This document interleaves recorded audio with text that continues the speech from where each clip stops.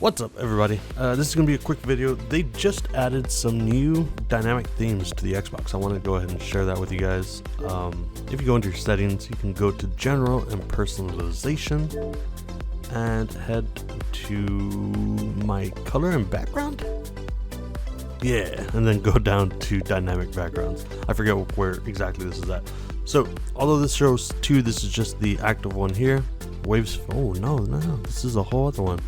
Waves faded. What's the difference? I guess one of them's faded. They've also got Spotlight Ultraviolet. I'm not really sure if you guys can see the difference there, but you got that purple that was in the middle, just moving off to the right.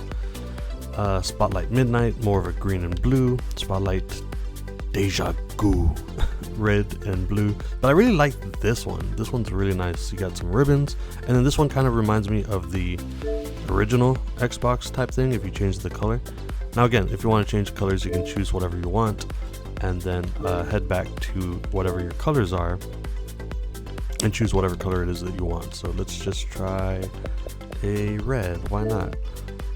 I don't think I changed it. Forgot to press OK. There you go.